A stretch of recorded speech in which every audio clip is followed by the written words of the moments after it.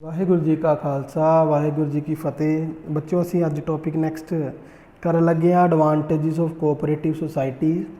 Advantages of cooperative society ਜਿਹੜੀ ਆ ਉਹਦਾ ਮਤਲਬ ਕੀ ਆ ਕਿ ਜਿਹੜੀਆਂ ਕੋਆਪਰੇਟਿਵ ਸੁਸਾਇਟੀਜ਼ ਨੇ ਉਹਨਾਂ ਦੇ ਕੀ ਫਾਇਦੇ ਨੇ। ਫਾਇਦੇ ਦਾ ਮਤਲਬ ਕੀ ਆ ਗਿਆ ਕਿ ਜਦੋਂ ਆਪਾਂ ਕੋਆਪਰੇਟਿਵ ਸੁਸਾਇਟੀਜ਼ ਬਣਾਉਂਦੇ ਆ ਤੇ ਕਿਉਂ ਬਣਾਈਆਂ ਗਈਆਂ, ਉਹਨਾਂ ਦੇ ਕੀ ਬੈਨੀਫਿਟਸ ਨੇ। ਸਭ ਤੋਂ ਪਹਿਲਾ ਬੈਨੀਫਿਟ ਹੈਗਾ ਵਾ ਓਪਨ ਮੈਂਬਰਸ਼ਿਪ। ओपन मैंबरशिप का मतलब है कोई रिस्ट्रिक्शन नहीं आ, वॉलंटरी मैंबरशिप, ਜਿਹੜਾ ਮਰਜ਼ੀ ਬੰਦਾ ਆ ਸਕਦਾ ਵਾ, ਜਿਹੜਾ ਮਰਜ਼ੀ ਬੰਦਾ ਛੱਡ ਸਕਦਾ ਵਾ, ਕੋਈ ਡਿਸਕ੍ਰਿਮੀਨੇਸ਼ਨ ਨਹੀਂ ਆ, ਕੋਈ ਕਾਸਟ, ਕਰੀਡ, ਰਿਲੀਜਨ, ਕਲਰ ਇਸ ਚੀਜ਼ ਨੂੰ ਧਿਆਨ 'ਚ ਰੱਖ ਕੇ ਮੈਂਬਰਸ਼ਿਪ ਜਿਹੜੀ ਨਹੀਂ ਕੀਤੀ ਜਾਂਦੀ। ਹਰ ਬੰਦਾ ਜਿਹੜਾ ਵਾ ਉਹ ਮੈਂਬਰ ਬਣਦਾ ਵਾ, ਜਿਹੜਾ ਮਰਜ਼ੀ ਛੱਡ ਕੇ ਜਾ ਸਕਦਾ, ਉਹਨੂੰ ਕਹਿੰਦੇ ਨੇ ਓਪਨ ਮੈਂਬਰਸ਼ਿਪ। ਇਹ ਹੈਗੀ ਇਹਦੀ ਪਹਿਲੀ ਐਡਵਾਂਟੇਜਿਸ। फिर उस तो बाद आ जाता सर्विस मोटो कि जिहड़ा कोआपरेटिव सोसाइटी आ उहदे विच कोई ऐसी चीज़ नहीं आ कि जिहदे वास्ते आपां काम करदे पे आपां उस तों वध प्रॉफिट कमाईए।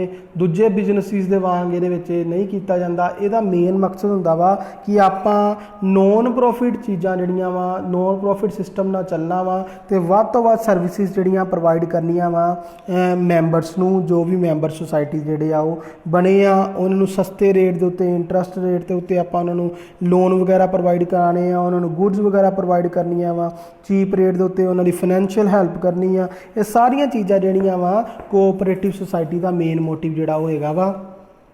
फिर उस तो बाद supply of goods at cheaper rate कि जिहड़ी कोआपरेटिव सोसाइटी ने उहदा एक ये भी एडवांटेज हैगा वा कि जो भी गुड्स आपां सप्लाई करते हैं वो सस्ते रेट के उत्ते गुड्स जिहड़ियां सप्लाई कीतियां जांदियां, क्योंकि आपां डायरैक्टली प्रोड्यूसर कोलों इहदे विच इकट्ठे लोग सोसाइटी बनाके पैसा इकट्ठा करके प्रोड्यूसर कोलों इकट्ठी चीज़ जिहड़ी आ वो खरीद लैंदे आ। जदों इकट्ठी चीज़ खरीदणगे तो उन्हां नूं चीज़ जिहड़ी आ वो सस्ती पैंदी आ ते वो फिर चीज़ नूं सैल कर दिंदे ने अपने ही मैंबरस नूं सस्ते रेट के उत्ते, उहनूं आपां कहंदे आ चीपर रेट। इहदे विच इस करके चीज़ सस्ती पैंदी है क्योंकि पुत मिडल मैन जिहड़ा होलसेलर आ या रिटेलर आ जो कि चैनल ऑफ डिस्ट्रीब्यूशन के पार्ट ने वो विचों निकल जाते, उन्होंने एलिमीनेट कर दिता जाता वा।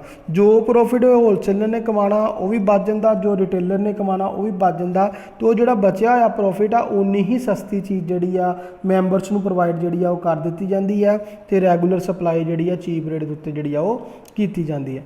फिर उस तो बाद तुहाडे कोल चौथे नंबर ते आ जांदा वा डेमोक्रेटिक मैनेजमेंट। हुण कोआपरेटिव सोसाइटी जिहड़ी आ उह च डेमोक्रेटिक प्रिंसीपल जिहड़ा वो चलदा वा।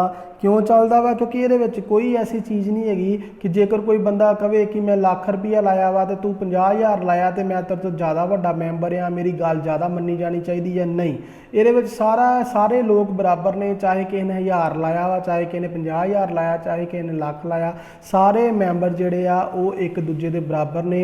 वो डेमोक्रेटिक मैनेजमेंट के हिसाब नाल वन मैन वन वोट का प्रिंसीपल जिहड़ा इहदे विच लागू जिहड़ा वो हुंदा वा। कोई बंदा ये नहीं कह सकदा कि जिहड़े बंदे ने ज़्यादा पैसे लाए आ वो ज़्यादा पावरफुल आ। सारे डिसीजनस उहदे मुताबिक ही जिहड़े आ कीते जाणगे। जिन्नियां भी पॉलिसीज़ प्लान बनाए जाणगे सिर्फ उही बंदा प्लान बनाएगा, उही बंदा पॉलिसीज़ बनाएगा। इहदे विच कोई भी ऐसी जिहड़ी चीज़ वो लैके नहीं चली जाती। हर एक मैंबर नूं अपनी गल कहण दा, अपना हक जताउण दा सारिआं नूं बराबरता जिहड़ी आ वो हुंदी है। उस तो बाद बहुत आ जाता तुहाडे कोल लो मैनेजमेंट कोस्ट।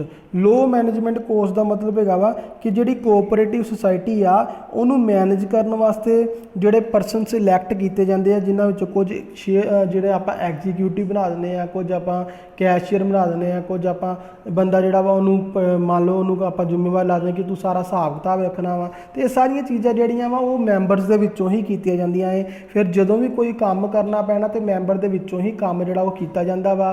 फिर उत्ते जिहड़ियां वेजिस जिहड़ियां वो भी हिसाब दे नाल ही जिहड़ियां वो दित्तियां जांदियां, बाहरों किसी भी चीज़ नूं अरेंज जिहड़ा वो नहीं करना पैंदा। फिर जो भी डे टू डे एक्टिविटीज़ ने उन्होंने जिहड़े मैंबर इंपलॉयड किए गए ने उन्होंने द्वारा ही उन्होंने सारिਆਂ ਨੂੰ चैक किया जाता वा। मैंबर जिहड़े ने वो एक्टिव इंटरस्ट जिहड़ा रखते हुए सारा काम जिहड़ा वो करते हैं। इसदा मतलब बाहरों किसी भी चीज़ या बाहरों किसी भी स्पैशलिस्ट बंदिਆਂ ਨੂੰ ਜਿਹੜਾ रखण की लोड़ नहीं पैंदी। हर एक बंदा जिहड़ा वा ਉਹਨੂੰ ਉਹਦੀ ड्यूटी जिहड़ी आ ਦਿੱਤੀ ਜਾਂਦੀ ਆ, ਉਹ ਆਪਣੇ ਮੁਤਾबिक जो ਉਹਨੂੰ काम ਦਿੱਤਾ ਗਿਆ ਉਹਨੂੰ अरेंज करदा वा, मैनेज करदा वा। ਉਹਦੇ ਉੱਤੇ फिर ਜਿਹੜੀਆਂ ਨੂੰ ਲਾਗਤ ਆ ਉਹ ਫਿਰ ਕੀ ਆਉਂਦੀ ਆ ਘੱਟ। ਜੇਕਰ ਆਪਾਂ ਆਫਿਸਿਸ ਬਣਾਈਏ, ਜ਼ਿਆਦਾ ਸਪੈਸ਼ਲਿਸਟ ਬੰਦੇ ਰੱਖੀਏ, ਉਹ ਸਾਰੀਆਂ ਚੀਜ਼ਾਂ ਜਿਹੜੀਆਂ ਉਹਨਾਂ ਕਰਕੇ ਮੈਨੇਜਮੈਂਟ ਦੀ ਕੋਸਟ ਜਿਹੜੀ ਆ ਉਹ ਵੱਧ ਜਾਂਦੀ ਹੈ। ਇਸ ਕਰਕੇ ਇਹ ਸਾਰੀਆਂ ਚੀਜ਼ਾਂ ਬਚਦੀਆਂ ਹੈ ਅਤੇ ਕੋਈ ਜ਼ਰੂਰਤ ਨਹੀਂ ਪੈਂਦੀ ਕਿ need note spend large amount on management personnel, ਕੋਈ ਜ਼ਿਆਦਾ ਪੈਸਾ ਖਰਚ ਕਰਨ ਦੀ ਲੋੜ ਜਿਹੜੀ ਆ ਉਹ ਨਹੀਂ ਪੈਂਦੀ। ਇਹ ਵੀ ਇਹਦਾ ਇੱਕ ਬੈਨੀਫਿਟ ਬਣਦਾ। ਫਿਰ surplus is shared by member, ਕਿ ਜਿਹੜੀ ਕੋਆਪਰੇਟਿਵ ਸੁਸਾਇਟੀ ਉਹਦੇ ਵਿੱਚ ਜਦੋਂ ਵੀ ਆਪਾਂ ਕੋਈ ਗੁੱਡਸ ਨੂੰ ਇਕੱਠਿਆਂ ਖਰੀਦਦੇ ਆ, ਬਣਾਉਂਦੇ ਆ ਤੇ ਬਣਾ ਕੇ ਜਦੋਂ ਵੇਚਦੇ ਆ ਤੇ ਜਿਹੜੀ ਵੇਚੀ ਜਾਂਦੀ ਆ ਉਹ ਆਪਾਂ ਜਿਹੜੇ ਮੈਂਬਰਸ ਨੇ ਉਹਨਾਂ ਨੂੰ ਤਾਂ ਨੋਮੀਨਲ ਵੈਲਿਊ ਦੇ ਉੱਤੇ ਜਾਂ ਨੋਮੀਨਲ ਰੇਟ ਦੇ ਉੱਤੇ ਹੀ ਵੇਚਦੇ ਆ ਆਪਾਂ, ਕਿਉਂਕਿ ਜਿਹੜੀਆਂ ਵੀ ਗੁੱਡਸ ਪ੍ਰੋਡਕਸ਼ਨ ਕੀਤੀ ਗਈ ਆ ਆਪਣੇ ਮੈਂਬਰਸ ਨੂੰ ਸਸਤੀਆਂ ਦੇਵਾਂਗੇ ਜਿਹੜੇ ਉਹਦੇ ਮੈਂਬਰ ਹੈਗੇ। ਮਗਰ ਜਿਹੜੀਆਂ ਗੁੱਡਸ ਸਾਡੇ ਕੋਲ ਬਚ ਜਾਂਦੀਆਂ ਨੇ ਜਾਂ ਆਪਾਂ ਨੋਨ ਮੈਂਬਰਸ ਨੂੰ ਵੇਚਦੇ ਆ, ਉਹ ਨੋਨ ਮੈਂਬਰ ਨੂੰ ਜਿਹੜੀਆਂ ਵੇਚੀਆਂ ਜਾਂਦੀਆਂ ਉਹਨਾਂ ਨੂੰ ਮਾਰਕੀਟ ਰੇਟ ਦੇ ਉੱਤੇ ਹੀ ਜਿਹੜੀਆਂ ਗੁੱਡਸ ਵੇਚੀਆਂ ਜਾਂਦੀਆਂ। ਹੁਣ ਜਦੋਂ ਆਪਾਂ ਨੋਨ ਮੈਂਬਰਸ ਨੂੰ ਮਾਰਕੀਟ ਰੇਟ ਦੇ ਉੱਤੇ ਗੁੱਡਸ ਜਿਹੜੀਆਂ ਉਹ ਵੇਚਾਂਗੇ ਤਾਂ ਉਹ ਗੁੱਡਸ ਦੇ ਵਿੱਚੋਂ ਜਿਹੜਾ ਵੀ ਪ੍ਰੋਫਿਟ ਆਉਂਦਾ ਵਾ ਉਹ ਪ੍ਰੋਫਿਟ ਨੂੰ ਫਿਰ ਆਪਾਂ ਕੀ ਕਰਦੇ ਹਾਂ, ਯੂਜ਼ ਕਰਦੇ ਹਾਂ। ਉਹਨਾਂ ਨੂੰ ਉਹ ਸਰਪਲਸ ਜੋ ਵੀ ਆਉਂਦਾ ਵਾ ਉਹ ਮੈਂਬਰ ਦੇ ਵਿੱਚ ਡਿਸਟਰੀਬਿਊਟ ਕਰ ਦਿੱਤਾ ਜਾਂਦਾ ਵਾ ਕਿ ਜਿਹੜੇ ਮੈਂਬਰਸ ਜਿਹੜੇ ਆ ਜਿਨ੍ਹਾਂ ਨੇ ਜਿੰਨੀ ਚੀਜ਼ ਆਪਣੇ ਮੈਂਬਰਸ ਨੇ ਖਰੀਦੀ ਉਹਨਾਂ ਨੂੰ ਉਹੀ ਪ੍ਰੋਫਿਟ ਜਿਹੜਾ ਆ ਉਹਦੇ ਮੁਤਾਬਿਕ ਸਸਤੀ ਓਨੀ ਗੁੱਡਸ ਜਿਹੜੀਆਂ ਦੇ ਦਿੱਤੀਆਂ ਜਾਂਦੀਆਂ ਨੇ। ਜੇਕਰ ਬਾਹਰੋਂ ਕੋਈ ਪੈਸਾ ਆ ਰਿਹਾ ਵਾ ਓਨੀ ਸਸਤੀ ਗੁੱਡਸ ਹੋਰ ਆਪਾਂ ਆਪਣੇ ਮੈਂਬਰ ਦੇ ਦਾਂਗੇ, ਉਹ ਉਹਨਾਂ ਦਾ ਪ੍ਰੋਫਿਟ ਬਣ ਜਾਂਦਾ ਵਾ। ਕੁਝ ਪ੍ਰੋਫਿਟ ਆਪਾਂ ਕਈ ਵਾਰੀ ਉਹਨਾਂ ਨੂੰ ਡਿਵੀਡੈਂਡ ਦੀ ਫਾਰਮ ਦੇ ਵਿੱਚ ਜਿਹੜਾ ਉਹ ਦੇ ਦਿੰਦੇ ਆ। ਕੁਝ ਪ੍ਰੋਫਿਟ ਜਿਹੜਾ ਵਾ ਉਹਨਾਂ ਨੂੰ ਫਿਰ ਆਪਾਂ ਜਿਹੜਾ ਵਾ ਫਿਊਚਰ ਵਾਸਤੇ ਸਰਪਲਸ ਜਿਹੜਾ ਵਾ ਫਿਊਚਰ ਵਾਸਤੇ ਆਪਾਂ ਰਿਜ਼ਰਵ ਦੀ ਫਾਰਮ 'ਚ ਰੱਖ ਲੈਂਦੇ ਆ। ਕੁਝ ਪ੍ਰੋਫਿਟ ਜਿਹੜਾ ਵਾ ਆਪਾਂ ਉਹਨਾਂ ਨੂੰ ਵੈਲਫੇਅਰ ਵਾਸਤੇ ਯੂਜ਼ ਕਰ ਲੈਂਦੇ ਆ। ਤੇ ਸਰਪਲਸ ਜਿਹੜਾ ਵੀ ਸ਼ੇਅਰ ਕੀਤਾ ਜਾਂਦਾ ਉਹ ਜਿਹੜੇ ਸੁਸਾਇਟੀ ਦੇ ਮੈਂਬਰਸ ਨੇ ਉਹਨਾਂ ਵਿੱਚ ਹੀ ਕੀਤਾ ਜਾਂਦਾ ਵਾ, ਬਾਹਰ ਦੇ ਕਿਸੇ ਮੈਂਬਰ ਨੂੰ ਜਿਹੜਾ ਉਹ ਨਹੀਂ ਦਿੱਤਾ ਜਾਂਦਾ। ਜੋ ਵੀ ਪ੍ਰੋਫਿਟ ਹੋਏਗਾ ਉਹ ਮੈਂਬਰਸ ਉੱਤੇ ਉਹਨਾਂ ਦੀ ਵੈਲਫੇਅਰ ਵਾਸਤੇ, ਉਹਨਾਂ ਨੂੰ ਡਿਵੀਡੈਂਡ ਦੀ ਫਾਰਮ 'ਚ, ਉਹਨਾਂ ਨੇ ਜੋ ਚੀਜ਼ ਖਰੀਦੀ ਉਹਨਾਂ ਨੂੰ ਹੋਰ ਸਸਤੀ ਦਿੱਤੀ ਹੈ ਉਹਨਾਂ ਦੀ ਫਾਰਮ ਦੇ ਵਿੱਚ ਸ਼ੇਅਰ ਜਿਹੜਾ ਉਹ ਕਰ ਦਿੱਤਾ ਜਾਂਦਾ ਵਾ। ਉਹਨੂੰ ਕਹਿੰਦੇ ਸਰਪਲਸ ਸ਼ੇਅਰਡ ਬਾਏ ਮੈਂਬਰ। ਇਹ ਵੀ ਇੱਕ ਇਹਦੀ ਐਡਵਾਂਟੇਜ ਜਿਹੜੀ ਹੈਗੀ ਆ। ਅੱਗੇ ਚੈੱਕ ਔਨ ਅਦਰ ਬਿਜ਼ਨਸ, ਕਿ ਜਿਹੜੀਆਂ ਵੀ ਫੋਰਮਸ ਹੈਗੀਆਂ ਨੇ ਚਾਹੇ ਕੋਈ ਸੋਲ ਪ੍ਰੋਪਰਾਈਟਰ ਆ, ਚਾਹੇ ਪਾਰਟਨਰਸ਼ਿਪ ਆ, ਚਾਹੇ ਕੰਪਨੀ ਆ, ਉਹ ਸਾਰਿਆਂ ਦਾ ਮੇਨ ਮਕਸਦ ਹੁੰਦਾ ਵਾ ਕਿ ਆਪਾਂ ਵੱਧ ਤੋਂ ਵੱਧ ਪ੍ਰੋਫਿਟ ਕਮਾਈਏ। ਤੇ ਇਹ ਪ੍ਰੋਫਿਟ ਕਮਾਉਣ ਵਾਸਤੇ ਹਰ ਇੱਕ ਬਿਜ਼ਨਸਮੈਨ ਜਿਹੜਾ ਵਾ, ਜਿਹੜੇ ਵੀ ਉਹਦੇ ਲੋਕ ਨੇ, ਕੰਜ਼ਿਊਮਰ ਆ, ਉਹ ਜਿਹੜੇ ਵੀ ਨੇ ਹੋਲਸੇਲਰ ਆ ਜਾਂ ਰਿਟੇਲਰ ਆ, ਜਿਹੜਾ ਪ੍ਰੋਡਿਊਸਰ ਆ, ਮੈਨੂਫੈਕਚਰ, ਇਹ ਸਾਰੇ ਇੱਕ ਦੂਜੇ ਦਾ ਕੀ ਕਰਦੇ ਨੇ, ਐਕਸਪਲੋਇਟੇਸ਼ਨ ਜਿਹੜੀ ਆ ਉਹ ਕਰਦੇ ਆ। ਕੰਜ਼ਿਊਮਰ ਜਿਹੜਾ ਵਾ ਸਭ ਤੋਂ ਜ਼ਿਆਦਾ ਜਿਹੜਾ ਨੁਕਸਾਨ ਉਹ ਚੁੱਕਦਾ ਵਾ। ਤੇ ਇਸ ਕਰਕੇ ਜਿਹੜੇ ਅਦਰ ਮੰਨ ਲਓ ਬਿਜ਼ਨਸ ਫਾਰਮਸ ਹੈਗੀਆਂ ਜਿਨ੍ਹਾਂ ਦਾ ਮੇਨ ਮਕਸਦ ਹੈਗਾ ਵਾ ਕਿ ਪ੍ਰੋਫਿਟ ਕਮਾਉਣਾ ਵਾ, ਉਹ ਤੇ ਸਰਵਿਸ ਨਹੀਂ ਦੇਣਾ, ਉਹਨਾਂ ਚੀਜ਼ਾਂ ਨੂੰ ਜਿਹੜਾ ਵਾ ਇਹ ਚੀਜ਼ ਜਿਹੜੀ ਆ ਕੋਆਪਰੇਟਿਵ ਸੁਸਾਇਟੀ ਜਿਹੜੀ ਖਤਮ ਕਰਦੀ ਆ। ਤੇ ਇਹ ਆਪਣਾ ਮਕਸਦ ਸ਼ੋਅ ਕਰਦੀ ਕਿ ਮੈਂ ਪ੍ਰੋਫਿਟ ਨਹੀਂ ਕਮਾਉਣਾ, ਮੈਂ ਵੱਧ ਤੋਂ ਵੱਧ ਲੋਕਾਂ ਦੀ ਜਿਹੜੀ ਆ ਸਰਵਿਸ ਉਹ ਪ੍ਰੋਵਾਈਡ ਕਰਨੀ ਆ। ਜਿਹੜੇ ਲੋਕਾਂ ਨਾਲ ਕੋਈ ਪ੍ਰੋਡਿਊਸਰ ਆ, ਕੋਈ ਮੰਨ ਲਓ ਕੰਜ਼ਿਊਮਰ ਆ, ਕੋਈ ਮਾਰਕੀਟਿੰਗ ਕੋਆਪਰੇਟਿਵ ਆ, ਕੋਈ ਹਾਊਸਿੰਗ ਵਾਲੇ ਆ, ਕੋਈ ਕ੍ਰੈਡਿਟ ਵਾਲੇ, ਜਿਨ੍ਹਾਂ ਨਾਲ ਵੀ ਕੋਈ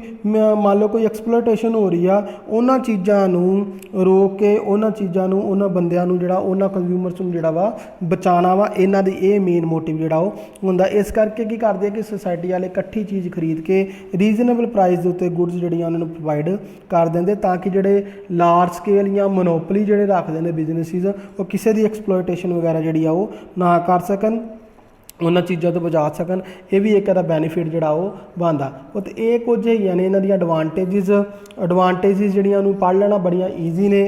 ਆਪਾਂ ਪੜ੍ਹੀਆਂ ਵੀ ਹੋਈਆਂ ਸੀ, ਉਹੀ ਸੇਮ ਜਿਹੜੀਆਂ ਐਡਵਾਂਟੇਜਿਸ ਜਿਹੜੀਆਂ ਉਹ ਬਣਦੀਆਂ। ਅੱਗੇ ਬਹੁਤ ਕੁਝ ਤੁਹਾਡੇ ਕੋਲ ਲਿਮੀਟੇਸ਼ਨਸ ਆਫ ਕੋਆਪਰੇਟਿਵ ਸੁਸਾਇਟੀਜ਼ ਹੈਗੀਆਂ ਨੇ। ਲਿਮੀਟੇਸ਼ਨ ਮਤਲਬ ਕਿ ਜੇਕਰ ਇਹਦੇ ਕੁਝ ਫਾਇਦੇ ਨੇ ਤੇ ਕੁਝ ਨੁਕਸਾਨ ਵੀ ਨੇ। ਪਹਿਲੀ ਲਿਮੀਟੇਸ਼ਨ ਜਿਹੜੀ ਇਹਦੀ ਬਣਦੀ ਹੈ lack of capital. Lack of capital ਮਤਲਬ ਕਿ ਜਿਹੜੀ ਕੋਆਪਰੇਟਿਵ ਸੁਸਾਇਟੀ ਆ ਉਹ ਵੀਕਰ ਸੈਕਸ਼ਨਸ ਵਾਸਤੇ ਸ਼ੁਰੂ ਕੀਤੀ ਜਾਂਦੀ ਹੈ ਤੇ ਵੀਕਰ ਸੈਕਸ਼ਨ ਦੁਆਰਾ ਹੀ ਸ਼ੁਰੂ ਜਿਹੜੀ ਆ ਉਹ ਕੀਤੀ ਜਾਂਦੀ ਹੈ, ਕਿਉਂਕਿ ਇਹ ਲੋਕ ਥੋੜ੍ਹਾ ਪੈਸਾ ਇਕੱਠਾ ਕਰਕੇ ਇੱਕ ਸੁਸਾਇਟੀ ਬਣਾ ਕੇ ਜਿਹੜਾ ਉਹ ਚੱਲਦੇ ਆ। ਫਿਰ ਇਹਦਾ ਮਤਲਬ ਹੈਗਾ ਵੀ ਇਹਨਾਂ ਕੋਲ ਇੰਨਾ ਜ਼ਿਆਦਾ ਪੈਸਾ ਨਹੀਂ ਹੁੰਦਾ ਕਿ ਇਹ ਇੱਕ ਵੱਡੇ ਪੱਧਰ ਉੱਤੇ ਜਿਹੜੀ ਆਪਣੀ ਸੁਸਾਇਟੀ ਨੂੰ ਲੈ ਕੇ ਜਾ ਸਕਣ। ਇਹ ਸਮੋਲ ਸਕੇਲ ਤੋਂ, ਛੋਟੇ ਲੈਵਲ ਤੋਂ ਜਿਹੜਾ ਸਾਰਾ ਕੰਮ ਸ਼ੁਰੂ ਕਰਦੇ ਆ। ਥੋੜ੍ਹੀਆਂ ਪ੍ਰੋਡਕਸ਼ਨ ਕਰਦੇ ਆ, ਥੋੜ੍ਹਾ ਰਾਅ ਮਟੀਰੀਅਲ ਖਰੀਦਦੇ ਆ, ਥੋੜ੍ਹੀਆਂ ਗੁੱਡਸ ਖਰੀਦਦੇ ਆ ਤੇ ਥੋੜ੍ਹੇ ਗੁੱਡਸ ਦੇ ਮੁਤਾਬਿਕ ਹੀ ਸਾਰਾ ਕੰਮ ਜਿਹੜਾ ਉਹ ਕਰਦੇ। ਇਸ ਕਰਕੇ ਆਪਾਂ ਕਹਿ ਸਕਦੇ ਵੀ ਸਭ ਤੋਂ ਇੱਕ ਲਿਮੀਟੇਸ਼ਨ ਸਭ ਤੋਂ ਵੱਡੀ ਇਹ ਵੀ ਆ ਕਿ ਲੈਕ ਆਫ ਕੈਪੀਟਲ ਜਿਹੜੀ ਆ ਕੋਆਪਰੇਟਿਵ ਸੁਸਾਇਟੀਜ਼ ਦੇ ਵਿੱਚ ਜਿਹੜੀ ਆ ਉਹ ਰਹਿੰਦੀ ਆ। ਮਗਰ ਜਿਹੜੀ ਦੂਜੀਆਂ ਹੈਗੀਆਂ ਨੇ ਕੰਪਨੀਜ਼ ਨੇ ਜੇ ਦੂਜੀਆਂ, ਉਹਨਾਂ ਕੋਲ ਕੈਪੀਟਲ ਜਿਹੜੀ ਇਹਨਾਂ ਦੇ ਮੁਕਾਬਲੇ ਕੀ ਹੁੰਦੀ ਆ, ਜ਼ਿਆਦਾ ਹੁੰਦੀ ਆ। ਫਿਰ ਉਸ ਤੋਂ ਬਾਅਦ ਆ ਜਾਂਦਾ ਵਾ lack of unity among members. Lack of unity among member, ਕਿਉਂਕਿ ਹਰ ਇੱਕ ਮੈਂਬਰ ਜਿਹੜੇ ਆ ਵੱਖਰੇ ਸੈਕਸ਼ਨਸ ਦੇ ਹੁੰਦੇ ਨੇ, ਵੱਖਰੀ ਮੰਨ ਲਓ ਵੱਖਰੀ ਧਰਮਾਂ ਤੋਂ ਆਏ ਹੁੰਦੇ ਨੇ ਤੇ ਹਰ ਇੱਕ ਬੰਦਾ ਜਿਹੜਾ ਵਾ ਕੋਈ ਨਾ ਕੋਈ ਪ੍ਰੋਬਲਮ ਕ੍ਰੀਏਟ ਜਿਹੜੀ ਆ ਉਹ ਕਰ ਹੀ ਦਿੰਦਾ ਵਾ। ਲੈਕ ਆਫ ਉਹਨਾਂ 'ਚ ਯੂਨਿਟੀ ਜਿਹੜੀ ਆ ਉਹ ਰਹਿੰਦੀ ਹੈ, ਵੱਖਰੇ ਵੱਖਰੇ ਸੈਕਸ਼ਨ ਦੇ ਲੋਕ ਨੇ, ਹਰ ਇੱਕ ਬੰਦਾ ਆਪਣੇ ਆਪ ਨੂੰ ਵੱਡਾ ਸ਼ੋਅ ਕਰਨ ਦੀ ਕੋਸ਼ਿਸ਼ ਜਿਹੜਾ ਉਹ ਕਰਦਾ ਵਾ, ਜਿਹਦੇ ਕਰਕੇ ਕਈ ਵਾਰੀ ਪ੍ਰੋਬਲਮ ਜਿਹੜੀਆਂ ਇਹਦੇ ਵਿੱਚ ਉਹ ਆ ਜਾਂਦੀਆਂ ਨੇ। ਕੋਈ ਕਹਿ ਦਿੰਦੇ ਨੇ ਕਿ ਮੈਂ ਪੈਸੇ ਜ਼ਿਆਦਾ ਲਾਏ ਆ, ਮੈਂਬਰ ਮੈਂ ਵੱਡਾ ਵਾਂ, ਮੇਰੀ ਜ਼ਿਆਦਾ ਚੱਲਣੀ ਚਾਹੀਦੀ ਹੈ। ਇਹ ਸਾਰੀਆਂ ਚੀਜ਼ਾਂ ਜਿਹੜੀਆਂ ਉਹਨਾਂ 'ਚ ਯੂਨਿਟੀ ਨਹੀਂ ਰਹਿਣ ਦਿੰਦੇ, ਫਿਰ ਗਰੁੱਪ ਬਾਜੀ ਜਿਹੜੀ ਆ ਉਹ ਬਣ ਜਾਂਦੀ ਆ। ਜੇ 50 ਲੋਕ ਨੇ 20 ਇੱਕ ਬੰਨੇ ਹੋ ਗਏ, 10 ਇੱਕ ਬੰਨੇ ਹੋ ਗਏ, 20 ਇੱਕ ਬੰਨੇ ਹੋ ਗਏ, ਤੇ ਉਹ ਗਰੁੱਪ ਜਿਹੜੇ ਆ ਉਹ ਬਣ ਜਾਂਦੇ ਨੇ, ਜਿਨ੍ਹਾਂ ਕਰਕੇ ਪ੍ਰੋਬਲਮ ਜਿਹੜੀ ਆ ਉਹ ਆ ਜਾਂਦੀ ਹੈ। ਤੇ ਕਈ ਲੋਕ ਫਿਰ ਜੇ ਯੂਨਿਟੀ ਨਾ ਹੋਏਗੀ ਤਾਂ ਫਿਰ ਪ੍ਰੋਪਰ ਤਰੀਕੇ ਨਾਲ ਕੋਈ ਇੰਟਰਸਟ ਜਿਹੜਾ ਉਹ ਨਹੀਂ ਲੈਂਦਾ, ਕੁਝ ਪੈਸੇ ਹੀ ਪਾ ਛੱਡੇ ਤੇ ਬਾਅਦ 'ਚੋਂ ਕਦੀ ਸੁਸਾਇਟੀ ਵੱਲ ਦਾ ਧਿਆਨ ਨਹੀਂ ਦਿੱਤਾ, ਤੇ ਕੋਈ ਸੁਸਾਇਟੀ ਵੱਲ ਧਿਆਨ ਵੀ ਨਹੀਂ ਦਿੰਦੇ, ਪੈਸੇ ਵੀ ਨਹੀਂ ਦਿੰਦੇ। ਇਹ ਸਾਰੀਆਂ ਚੀਜ਼ਾਂ ਜਿਹੜੀਆਂ ਵਾ ਪ੍ਰੋਬਲਮ ਕ੍ਰੀਏਟ ਕਰਦੀਆਂ। ਉਸ ਤੋਂ ਬਾਅਦ ਆ ਜਾਂਦਾ ਵਾ ਇੱਕ ਹੋਰ ਲਿਮੀਟੇਸ਼ਨ ਹੈ ਕੈਸ਼ ਟ੍ਰੇਡਿੰਗ, ਕਿਉਂਕਿ ਕੈਸ਼ ਟ੍ਰੇਡਿੰਗ ਦਾ ਮਤਲਬ ਹੈਗਾ ਵੀ ਕੈਸ਼ ਦੇ ਕੁਝ ਫਾਇਦੇ ਵੀ ਨੇ ਤੇ ਕੁਝ ਡਿਸਐਡਵਾਂਟੇਜਸ ਵੀ ਨੇ। ਕਿਉਂਕਿ ਜੇ ਆਪਾਂ ਗੱਲ ਕਰਦੇ ਹਾਂ ਖਾਸ ਕਰਕੇ ਕੋਆਪਰੇਟਿਵ ਸੁਸਾਇਟੀ ਦੀ, ਇਹਦੇ ਵਿੱਚ ਕੈਸ਼ ਟ੍ਰੇਡਿੰਗ ਜਿਹੜੀ ਆ ਉਹ ਪੂਅਰ ਸੈਕਸ਼ਨਸ ਵਾਸਤੇ, ਵੀਕਰ ਸੈਕਸ਼ਨ ਵਾਸਤੇ ਇੱਕ ਪ੍ਰੋਬਲਮ ਆ, ਕਿਉਂਕਿ ਉਹਨਾਂ ਲੋਕਾਂ ਕੋਲ ਪੈਸੇ ਜਿਹੜੇ ਆ ਉਹ ਬਹੁਤ ਘੱਟ ਹੁੰਦੇ ਨੇ, ਕਿਉਂਕਿ ਇਹਨਾਂ ਨੂੰ ਬਣਾਇਆ ਹੀ ਇਸ ਕਰਕੇ ਗਿਆ ਵਾ ਤਾਂ ਕਿ ਜਿਹੜੇ ਵੀਕਰ ਸੈਕਸ਼ਨ ਨੇ ਉਹਨਾਂ ਨੂੰ ਸਰਵਿਸਿਜ਼ ਦੇ ਸਕੇ। ਹੁਣ ਜੇਕਰ ਵੀਕਰ ਸੈਕਸ਼ਨ ਕੋਲੋਂ ਕੈਸ਼ ਦੀ ਕੋਈ ਪ੍ਰੋਬਲਮ ਨਾ ਹੋਵੇ ਫਿਰ ਤਾਂ ਉਹਨਾਂ ਨੂੰ ਇਹ ਸੁਸਾਇਟੀ ਬਣਾਉਣ ਦੀ ਲੋੜ ਹੀ ਨਹੀਂ। ਤੇ ਇਸ ਕਰਕੇ ਲੋਕ ਜਿਹੜੇ ਆ ਕੈਸ਼ ਬੇਸ ਦੇ ਉੱਤੇ ਕੰਮ ਜਿਹੜਾ ਕਰਦੇ ਨੇ, ਜਿਹੜੇ ਪੂਅਰ ਸੈਕਸ਼ਨ ਆਫ ਸੁਸਾਇਟੀ ਉਹਨਾਂ ਨੂੰ ਪ੍ਰੋਬਲਮ ਜਿਹੜੀ ਆ ਉਹ ਆਉਂਦੀ ਹੈ।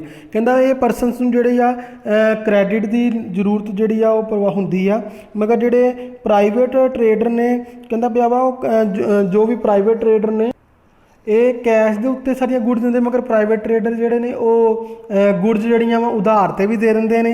ਜਦੋਂ ਉਧਾਰ 'ਤੇ ਗੁੱਡਸ ਮਿਲਦੀਆਂ ਫਿਰ ਲੋਕ ਮਜਬੂਰੀ ਦੇ ਵਿੱਚ ਉੱਧਰ ਜਾਂਦੇ ਆ ਤੇ ਮਹਿੰਗੀਆਂ ਗੁੱਡਸ ਉਹਨਾਂ ਨੂੰ ਲੈਣੀਆਂ ਪੈਂਦੀਆਂ। ਆਪਾਂ ਕਹਿੰਦੇ ਆ ਵੀ ਸੁਸਾਇਟੀ ਦਿੰਦੀ ਪਈ ਹੈ ਸਸਤੀਆਂ ਗੁੱਡਸ, ਮਗਰ ਕੈਸ਼ ਦੀ ਕ੍ਰੈਡਿਟ ਦੀ ਫੈਸਿਲਿਟੀ ਜਿਹੜੀ ਆ ਉਹ ਨਹੀਂ ਦਿੰਦੀ। ਤਾਂ ਜਿਹੜੇ ਕੰਜ਼ਿਊਮਰਸ ਫਿਰ ਉਹਨਾਂ ਨੂੰ ਜਿਹੜਾ ਵਾ ਸ਼ਿਫਟ ਕਰਨਾ ਪੈਂਦਾ ਵਾ, ਜਿਹੜੇ ਪ੍ਰਾਈਵੇਟ ਪਲੇਅਰਸ ਨੇ ਉਹਨਾਂ ਕੋਲ ਉਹ ਕ੍ਰੈਡਿਟ ਦੀ ਫੈਸਿਲਿਟੀ ਦਿੰਦੇ ਨੇ, ਮਗਰ ਚੀਜ਼ ਜਿਹੜੀ ਆ ਉਹ ਮਹਿੰਗੀ ਦਿੰਦੇ। ਇਹਦੀ ਇਹ ਵੀ ਪ੍ਰੋਬਲਮ ਜਿਹੜੀ ਆ ਉਹ ਬਣਦੀ। ਅੱਗੇ ਆ ਜਾਂਦਾ ਪੋਲੀਟੀਕਲ ਇੰਟਰਫੇਰੈਂਸ। ਪੋਲੀਟੀਕਲ ਇੰਟਰਫੇਰੈਂਸ ਕਿਉਂਕਿ ਜਿਹੜੀ ਸੁਸਾਇਟੀ ਆ ਉਹਨਾਂ ਨੂੰ ਰਜਿਸਟਰ ਕਰਾਉਣਾ ਪੈਂਦਾ 1912 ਦੇ ਐਕਟ ਦੇ ਅੰਦਰ। ਤੇਰਾ ਮਤਲਬ ਜਿਹੜੀ ਗੌਰਮੈਂਟ ਦੇ ਰੂਲਸ ਰੈਗੂਲੇਸ਼ਨ ਜੋ ਵੀ ਫਰੇਮ ਕੀਤੇ ਸਾਨੂੰ ਉਹਦੇ ਮੁਤਾਬਿਕ ਹੀ ਚੱਲਣਾ ਪੈਂਦਾ ਵਾ। ਇਹਦਾ ਮਤਲਬ ਜੋ ਵੀ ਮੈਂਬਰ ਰੱਖਣੇ, ਕਿੰਨੇ ਮੈਂਬਰ ਰੱਖਣੇ, ਕਿਹੜੇ ਮੈਂਬਰ ਤੇ ਕਿਸ ਤਰ੍ਹਾਂ ਆਪਾਂ ਸਟਾਰਟ ਕਰਨੀ, ਕਿਹੜੀ ਕਿਹੜੀ ਚੀਜ਼ ਜਿਹੜੀ ਆ ਉਹਦੀ ਜ਼ਰੂਰਤ ਆ, ਕਿਹੜੀ ਕਿਹੜੀ ਚੀਜ਼ ਜਿਹੜੀ ਆ ਆਪਾਂ ਉਹਦਾ ਧਿਆਨ ਰੱਖਣਾ, ਰੂਲ ਕੀ ਬਣਾਇਆ ਗੌਰਮੈਂਟ ਨੇ, ਇਹ ਸਾਰੀਆਂ ਚੀਜ਼ਾਂ ਜਿਹੜੀਆਂ ਹੈਗੀਆਂ ਵਾ ਤੁਹਾਡੀਆਂ ਉਹਨਾਂ ਨੂੰ ਮੰਨਣਾ ਪੈਂਦਾ ਵਾ। ਤੇ ਗੌਰਮੈਂਟ ਇਹਦੇ ਵਿੱਚ ਜਿਹੜੀ ਇੰਟਰਫੇਰੈਂਸ ਜਿਹੜੀ ਆ ਉਹ ਕਰਦੀ ਆ। ਤੇ ਪੋਲੀਟੀਕਲ ਇੰਟਰਫੇਰੈਂਸ ਕਰਕੇ ਜਿਹੜੀ ਕੋਆਪਰੇਟਿਵ ਸੁਸਾਇਟੀ ਆ ਉਹ ਇਫੈਕਟਡ ਹੁੰਦੀ ਆ। ਕੋਈ ਉਹਨਾਂ ਨੇ ਕਹਿ ਦਿੱਤਾ ਵੀ ਤੁਹਾਨੂੰ ਜਿਹੜੀਆਂ ਆਪਾਂ ਹਾਊਸਿਸ ਵਾਸਤੇ ਮੰਨ ਲਓ ਕੋਆਪਰੇਟਿਵ ਸੁਸਾਇਟੀ ਬਣਾਈ ਆ, ਉਹਨਾਂ ਜੋ ਜਗ੍ਹਾ ਲੈਣੀ ਆ ਉਹਦੇ ਵਾਸਤੇ ਪ੍ਰੋਬਲਮ ਕ੍ਰੀਏਟ ਕਰ ਦਿੰਦੇ ਆ। ਇਹ ਸਾਰੀਆਂ ਚੀਜ਼ਾਂ ਜਿਹੜੀਆਂ ਵਾ ਪੋਲੀਟੀਕਲ ਇੰਟਰਫੇਰੈਂਸ ਕਰਕੇ ਵੀ ਕੁਝ ਲਿਮੀਟੇਸ਼ਨ ਜਿਹੜੀਆਂ ਉਹ ਪੈਦਾ ਹੁੰਦੀਆਂ ਨੇ ਕੋਆਪਰੇਟਿਵ ਸੁਸਾਇਟੀ ਦੀਆਂ। ਇੱਥੋਂ ਤੱਕ ਤੁਸੀਂ ਪੜ੍ਹੋ, ਇਹ ਟੌਪਿਕ ਨੂੰ ਚੰਗੀ ਤਰ੍ਹਾਂ ਪੜ੍ਹੋ, ਬਹੁਤ ਈਜ਼ੀ ਚੈਪਟਰ ਆ, ਆਰਾਮ ਨਾਲ ਕਰੋ। ਕੋਈ ਪ੍ਰੋਬਲਮ ਹੈ ਤਾਂ ਤੁਸੀਂ ਪੁੱਛ ਲੈਣਾ।